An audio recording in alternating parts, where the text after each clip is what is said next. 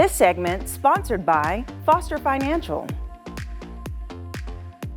Welcome to Wealth Wednesday. As you know, each week we come together to give you financial tips for your financial success. And joining me today is Caleb Doane, the Vice President at Foster Financial. Hi, Caleb. Hi. Welcome back. Thank you. Yes, so good to see you. And today we're going to talk about savings bonds, okay? I love this because bonds are kind of mysterious in ways, so I'm glad that you'll be able to break it down for us. So let's start off. What is a savings bond? Yeah, great question. So, this is something that has just blown up in popularity, I'd say starting in 2022. Mm-hmm. So, at Foster Financial, prior to 2022, we probably got about 0 questions over the last 10 years about them. And then in 2022, just dozens of people asking about them. Mm-hmm. And that's because they have to do with inflation. And so, when inflation hits a 40-year high, that's when these start getting really, really popular. Mm-hmm. And so they're linked to inflation, and they're a U.S. Treasury. So, they're issued by the United States government, which means they're a very conservative type of bond to purchase. Okay. And so bonds in general, can you just kind of explain the difference? Because I know we're used to CDs or IRAs and other investment products, stocks we talked about before, but what are bonds exactly? Yeah. So I guess the quick explanation of bonds would be they're actually a debt instrument. And so you are basically the creditor, and the person who takes your, let's say, $1,000 is actually in debt to you.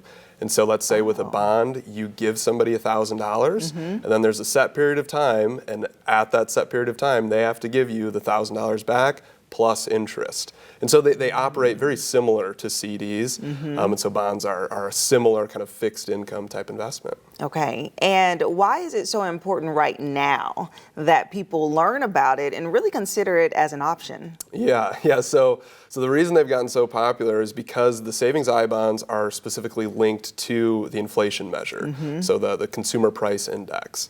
And so when inflation is really high, the interest rate that these Series I savings bonds pay is really high as well. Oh. And so last year they got really popular because the interest rate topped 9%, which was crazy. Really? On something, Wow. like a treasury. People had almost never seen that before. It had been a really long time since they've seen that before. Yeah. So people were saying, wow, the stock market's going down, and you're telling me I can get 9% on a CD from the government or savings bond from the government? Right. And so that's when it got really popular. Now, inflation has come down a little bit since then. And so right now, if people purchase savings bonds, and you do this direct through the government, so it's like treasurydirect.gov that people can purchase these at. And the interest rate right now is 6.89%. Okay. And so what happens is that interest rate is actually recalculated every 6 months based on what inflation is doing. And so the next recalculation happens on April 30th. So at the end of this month. Yes. And so if people want to lock in that 6.89% interest rate, they have to get it before April 30th, and then they're guaranteed that interest rate for 6 months. Okay, for the 6 months, because I was going to ask if it's variable and people can actually take advantage of the changes. So I'm sure that there are a lot of rules, standards. I have a lot of questions. Okay, so what qualifies someone for this type of bond, and kind of break down some of the features and rules? Yeah, absolutely. So it seems like anything issued by the government has so many rules attached to it, of course. So one of them is that each taxpayer is only allowed up to $10,000 of savings bonds each calendar year. Oh, and so if this is somebody's first time buying them this year, they can purchase $10,000, and each spouse could purchase this. Every single taxpayer gets it. You can buy it in as low of increments as $25. So you could even put just $25 in these if you wanted to.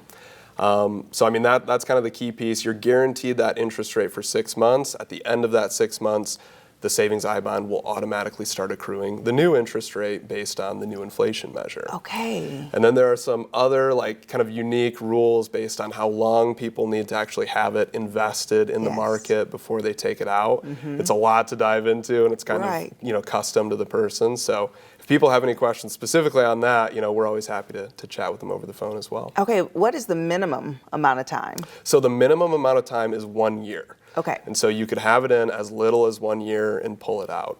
And then you essentially will get 2 different interest rates as they change in that 6-month increment. Yeah, that's exactly right. So basically, if somebody purchased one today, they would get that 6.89% interest for 6 months, and then we'll actually find out, on April 30th of this month, what the new interest rate would be for the next 6 months. Oh. And so even if you lock it in on the last day, you get the interest rate for the full 6 months, and then at the next 6 months is when you would get the following interest rate. So certainly a good option. And even though inflation's come down, I mean, it's not come down, to the 2% target level that they want. And so it'll likely still be a pretty attractive interest rate even after April 30th. It is, and that's so cool that the minimum amount is $25. Right. I feel like, why doesn't everyone have a nice savings bond? Where can I sign up today? Like, I love that. Yeah. Okay, so so are there any other requirements though? I know you said that the max is $10,000, but is that it? Do you have to have a certain type of account? Do you have to have a retirement plan? Do you have to be a certain age to take advantage of this bond?